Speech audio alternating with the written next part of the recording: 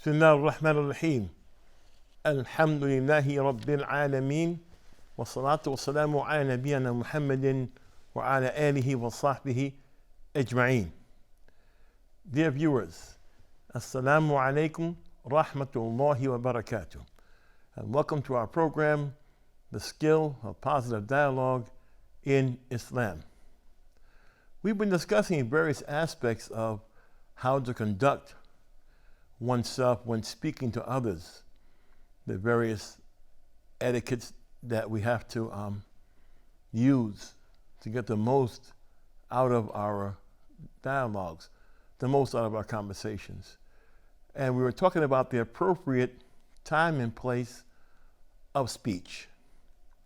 One of the historical events that took place after the Hijrah and after the death of the Messenger of Allah Sallallahu Alaihi Wasallam was the appearance of a group known as the Khawarij. So I'm not going to speak about the history, but there was a debate that took place between Abdullah ibn Abbas, may Allah be pleased with him and his father, and that group. And we were discussing that they went to a place called Harura, and they had themselves secluded there. And they gathered themselves together in some abode. So Abdullah ibn Abbas went to Ali ibn Abi Talib because the Khawarij mainly were opposing him as the Amir of the Mu'mineen, as the Khalifa, the fourth Khalifa. And he said to Ali radiallahu anhu, he said, "O Amir al-Mu'mineen, delay the prayer so that I can go and speak to those people." There were 6,000 of them. Ibn Abbas said he wanted to go and talk to them. Ali permitted him, because what he was doing was asking the Khalifa's permission, not just taking off and going, but asking the Emir's permission to address them about their issues. Why did they want to make war against the Khalifa? He was going to talk, not fight. So, قال إني أخاف عليك قلت كلا. So Ali ibn Abi Talib said, I fear for you. And Ibn Abbas says, no worries. In other words, don't fear for me. I'll be fine. And at one point he said, I'm a person of good character, and I mean no one any harm. At one point he said words similar to these words. I'm not a person who mean anybody any harm, and I'm friendly to most people. So he went to address them. One person to address, one report says 6,000, one said 20,000, others say other reports. This is a well-known report, and there were 6,000 of them gathered in this place. قال ابن عباس خرجت إليهم ولبست أحسن ما يكون من حلل اليمن. قال أبو زميل كان ابن عباس جميل جهيرا. Ibn Abbas said, I dressed in the best clothing I could, and I wore this Yemeni cloak. Abu Zamil said that Ibn Abbas was a person who was pleasant looking and handsome. He was tall in stature and imposing. He was also a sea of knowledge. He was known as Turjuman al-Quran. He had great knowledge about the Quran and great knowledge about many things. Alayhi salatu wasalam. Many things, radiallahu anhuma. قال ابن عباس فأتيتهم وهم مجتمعون في دارهم قائلون فسلمت عليهم. Now Ibn Abbas found the best clothing. He had the best clothes. He was dressed up, and he went to them that way. He said, I combed my hair, and that's how I appeared to them, to discuss a very serious issue. I went to them and I entered upon them while they were resting at the time of the start of the afternoon. They were doing qaylula. قالوا مرحبا بك يا ابن عباس فما هذه الحلل؟ قال قلت ما تعيبون علي لقد رأيت رسول الله صلى الله عليه وسلم أحسن ما يكون من حلل ونزلت قل من حرم زينة الله التي أخرج لعباده والطيبات من الرزق. He said, I greeted them, and they said, welcome, O son of Abbas. What is this cloak you are wearing? In other words, he sensed from them that they were criticizing him because he was just. He said, indeed, I saw the Messenger of Allah sallallahu alaihi wasallam dressed in the best of what you can find in Yemeni clothing. And then I recited the verse, قُلْ مَنْ حَرَّمَ زِينَةَ اللَّهِ الَّتِي أَخْرَجَ لِعِبَادِهِ وَالطَّيِّبَاتِ مِنَ الرِّزْقِ. Say, O Muhammad, who has forbidden the adoration with clothes given by Allah, which He has produced for His slaves, and at-tayyibat, all kinds of halal foods. This is found in Surah Al-A'raf, the 7th Surah, verse 31. So at first they criticized him for being just. Ibn Abbas radiallahu anhuma, immediately he quotes the Quran. Immediately. قالوا فما جاء بك قلت أتيتكم من عند صحاب النبي صلى الله عليه وسلم من المهاجرين والأنصار ليبلغكم ما يقولون ومخبرون بما يقولون وعليهم نزل القرآن وهم أعلم بالوحي منكم وفيهم أنزل وليس فيكم منهم أحد. They said, what has brought you here? I told them, I have come to you from amongst the companions of the Prophet ﷺ, the Muhajirin and the Ansar, from the son of the uncle of the Prophet ﷺ, Ali, who is his son-in-law, and upon them descended the Quran, and they are more knowledgeable about it than you are, and there is not one of them, meaning one of the companions, amongst you. I have come to convey to you what they say, and to convey to them what you say. قال بعضهم لا تخاصموا قريش فإن الله يقول بل هم قوم خاصمون. A group among them said, do not debate with the Quraysh, because verily Allah Azza wa Jal has said, بل هم قوم خاصمون. Nay, but they are a quarrelsome people. In Surah Al-Zuhruf, the 43rd Surah, the 58th Ayah, it says this. So some of them said, don't, he's Quraysh, don't bother, don't talk to him. They're quarrelsome.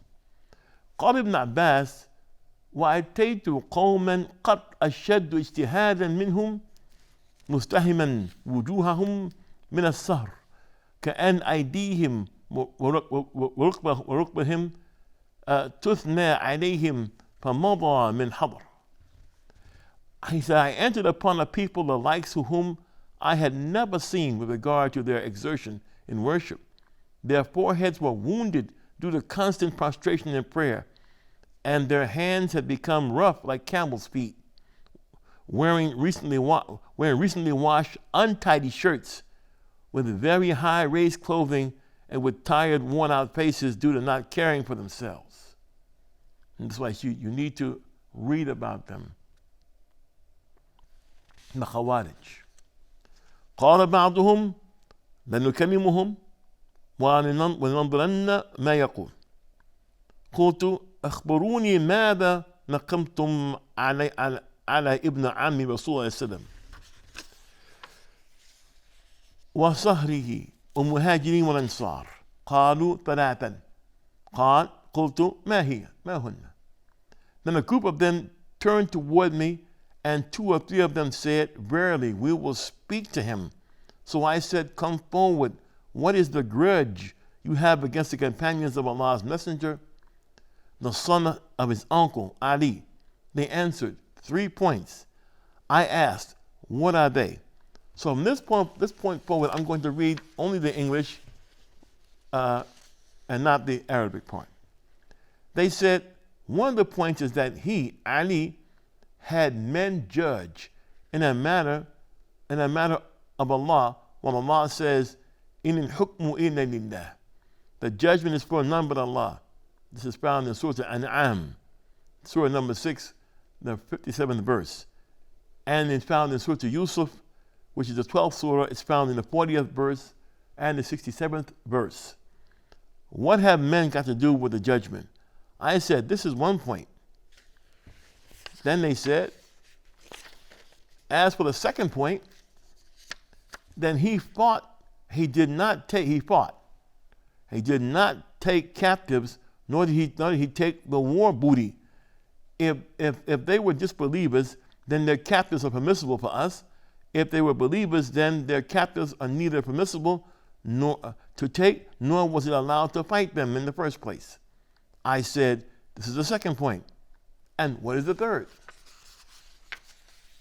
This is the second point. What's the third point?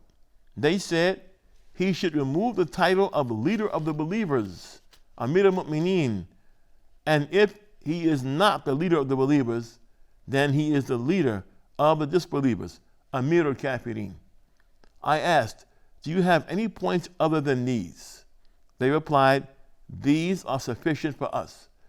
So when we talked about the Messenger of Allah and Uqbah ibn Rabi', we see that Ibn Abbas is doing the same thing. He's listening. He's asking, is there any more? Have you forgot anything? So they could be perfectly clear that they got all their points brought out. So he said, after they said those were their three complaints, which they were going to go to war with Ali about, I said to them, do you understand that if I read to you from the book of Allah, Azza wa Jal, and from the Sunnah of the Prophet, that which refutes what you say, will you return back from your desire to fight? And they said, yes. He said, if I read to you from Allah's book, and I read to you from the Sunnah of the Messenger, will that change your mind if you're not able to refute what I say? The Quran says, إِذَا تَنَزَعْتُمْ بِشَيْءٍ فَرَدُّوهُ إِلَى اللَّهِ وَرَسُولِهِ إِن كُنتُمْ تُؤْمِنُونَ بِاللَّهِ وَالْيَوْمِ الْآخِرِ ذَلِكَ خَيْرٌ مِنْ أَحْسَنَ تَأْوِيلًا. And the Quran says, if you have any differences, رَدُّوهُ إِلَى اللَّهِ, take it back to the Quran. إِلَى اللَّهِ وَإِلَى النَّبِيِّ, take it back to Allah and to His Messenger, meaning His Sunnah, if you believe in Allah on the last day. That is the best way to have a resolution. So he asked them, if I read to you from the Quran and I read to you from the Sunnah in this debate that we're having, which your lives would be at stake because you want to make war, there's 6,000 of you waiting to make war against Ali and the Muslims. If I read to you from the book and I read to you from the Sunnah, we agree that this is the truth, will that turn you? And they said, yes. I said, as for your statement that Ali had men judge in a matter that was for Allah, then I will read to you from the book of Allah, where Allah has delegated His judgment to men regarding the eighth of a quarter of a dirham. Allah, tabaraka wa ta'ala, commanded the people to judge in this matter. So their first issue was, the way they understood it, because they did not learn from the companions, even though they existed in their time, they did not take knowledge from them. This group, even though they prayed and they had marks on their faces and they were unkept and they read the Quran well, they were not learning from the people who learned from the Messenger sallallahu alaihi wasallam. And so, in their understanding, if Ali did a tahkim, a judgment between himself and Muawiyah, for instance, which he did, and human beings judged, they said only Allah can do that judgment. They said he's an unbeliever. And so Ibn Abbas is proving to them that in other issues, Allah has left men to judge.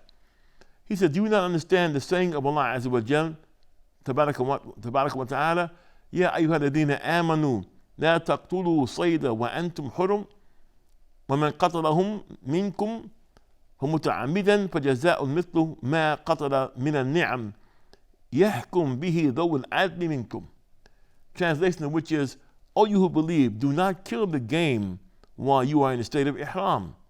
And whosoever of you kills it intentionally, then the penalty is an offering equivalent to the one that he killed, as judgment by two just men among you. This is Surah Al-Ma'idah, the 5th surah, verse 95. That's one. Now Allah said two just men will judge. And it's from the judgment of Allah that He delegated men to judge in this matter. If Allah willed, He could have judged in this matter, but He allowed men to judge. I ask you by Allah, Ibn Abbas talking to the Khawarij, I ask you by Allah, is it better that men judge in something regarding reconciliation in disputes and in preventing bloodshed, or regarding the hunting of a rabbit? Which one is better? They said, of course, this is better that men judge to reconcile between men so they don't shed blood.